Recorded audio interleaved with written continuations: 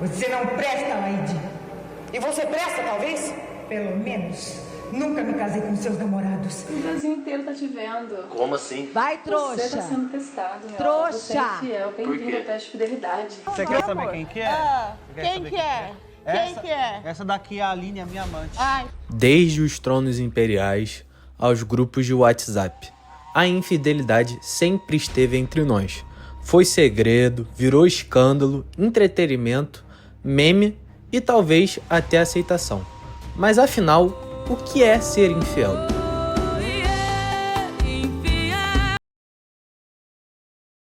No século XIX, a infidelidade não era apenas um ato íntimo, era uma linguagem de poder.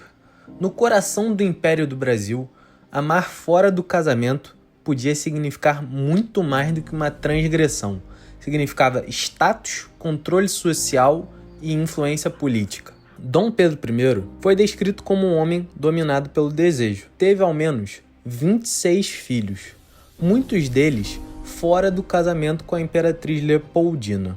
Com Domitila de Castro, por exemplo, sua paixão era mais escandalosa, manteve um romance público e escancarado.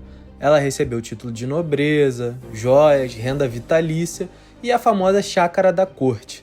Era amante, mas também força política. Mas a liberdade sentimental era um privilégio masculino. A sociedade aceitou e até celebrava a infidelidade dos homens, contanto que produzisse herdeiros ou alianças. Já para as mulheres, adultério era um crime moral e quase jurídico. Podia resultar em uma expulsão da corte, humilhação pública ou perda de títulos. Fidelidade era exigência feminina. Desejo era um privilégio masculino. Socialmente, se é descoberto um adultério, essa mulher vai ser execrada da sociedade. O homem não. Porque aí vem a questão, o homem é isso, a questão da carne, não sei o que, fraquejou, não sei o que lá. Aí dá aquela passada de pano. Para a mulher não tem isso, para a mulher não existe esse espaço.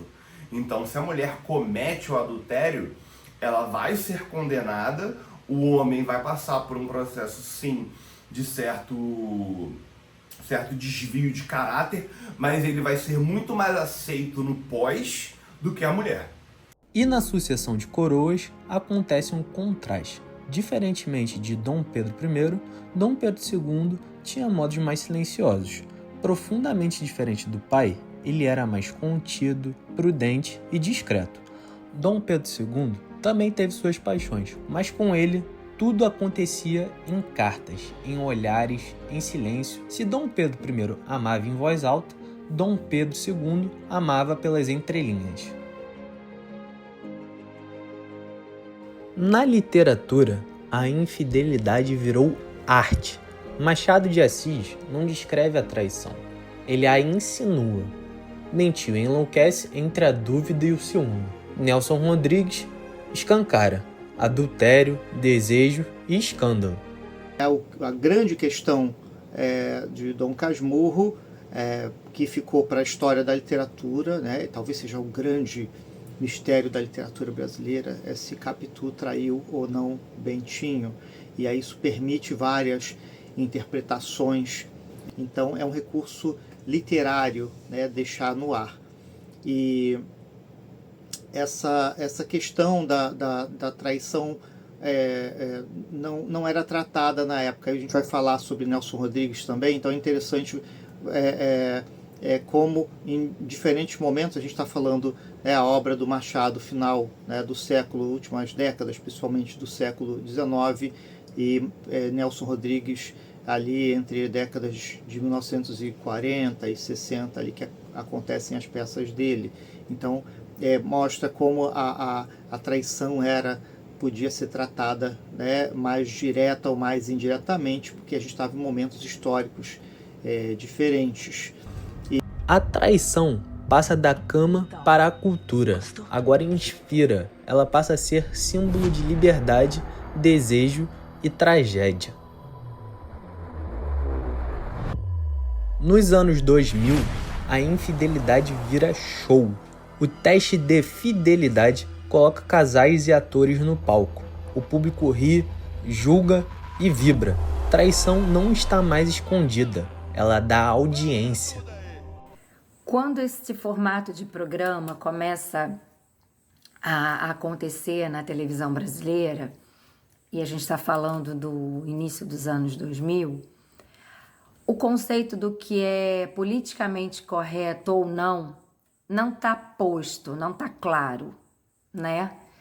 Então, essa preocupação com o estado emocional dos participantes, o psicológico dessas pessoas, não era exatamente o foco da discussão. O foco da discussão era colocar a traição em cores fortes e isso despertar o apelo à audiência.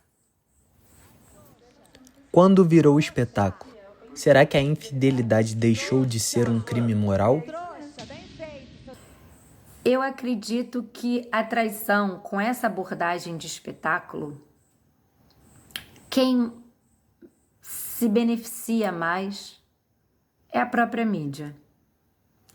Eu creio que os outros elementos, eles acabam ganhando um papel de coadjuvantes.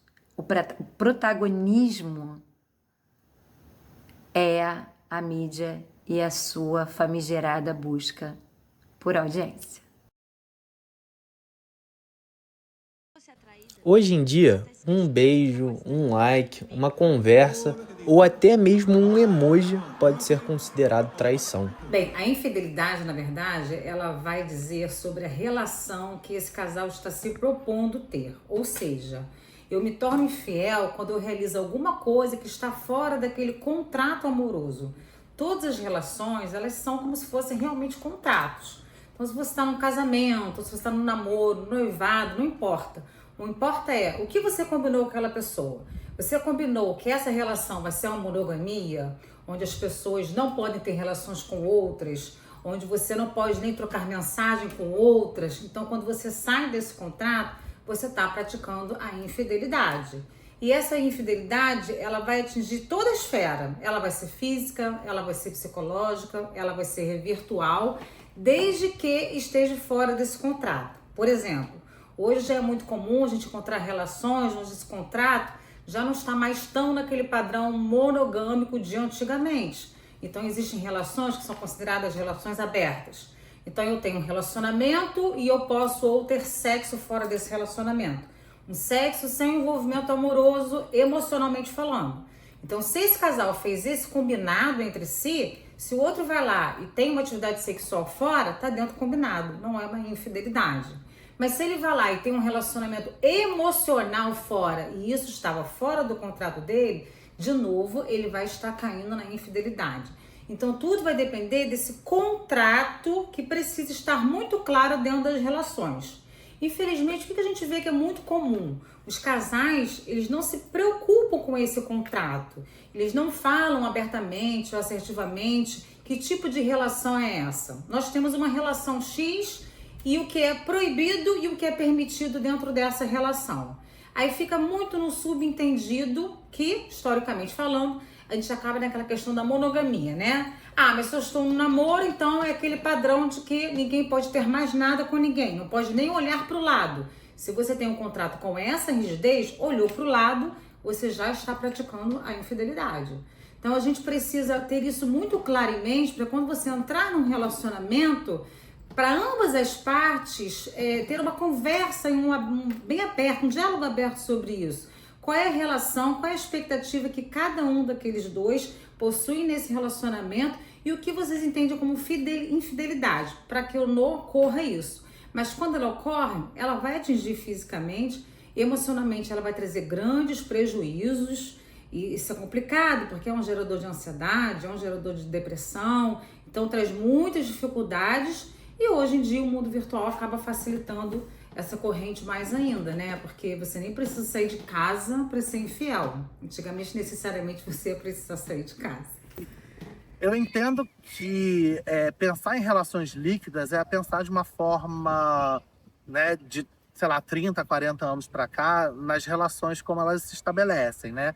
Que antigamente se pensava muito nas relações como algo mais sólido, como compromissos inquebrantáveis, e que isso na prática não funcionava assim. Tanto é que a gente tem várias histórias documentadas, né, de traição a esses compromissos, e de críticas, de problemas. E quando a gente fala de relações líquidas, a gente fala justamente de coisas fluidas, né? De você se relacionar de uma maneira fluida, orgânica com a pessoa e estabelecer novos arranjos com elas, né? Para além dessa ideia tradicional, dessa ideia bem marcada de relacionamento.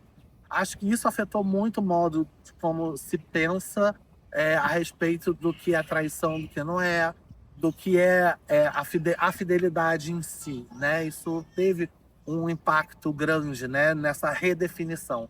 E quando a gente fala dos aplicativos, o aplicativo ele está botando ali na palma da sua mão, né, um universo, né? E você encontraria, né, de forma mais rápida, né, pessoas para você se relacionar. Mas é isso, ele é uma possibilidade, não quer dizer que de fato aconteça, né? De você encontrar tão rápido assim alguém para você se relacionar, né? Mas eu acho que assim, quando a pessoa está interessada em conhecer outra, né? Ela tem essa intenção, ela vai conhecer no aplicativo da mesma forma que ela ia conhecer, sei lá, na fila do pão. Então, assim, os aplicativos facilitaram você encontrar outras pessoas, né? Para quaisquer finalidades, mas não quer dizer necessariamente que eles tenham promovido uma grande transformação. Promoveram, obviamente, né? Mas acho que no que tange essa questão de traição, de fidelidade, né?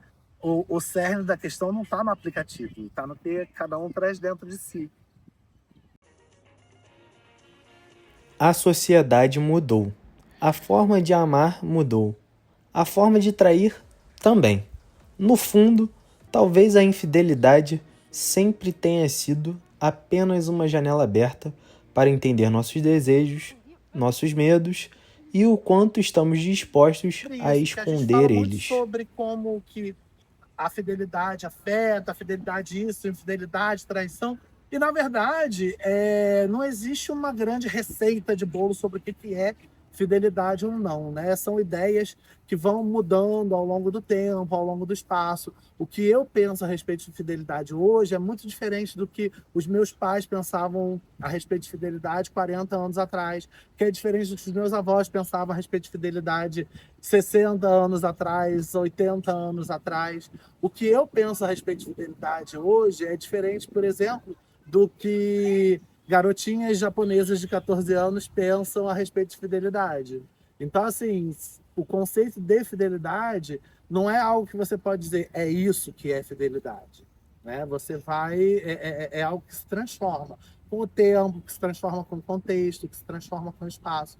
Então, hoje em dia, né, a gente falar sobre fidelidade é uma coisa muito ampla, porque envolve você pensar o que era no passado e como que a gente pode encarar hoje em dia.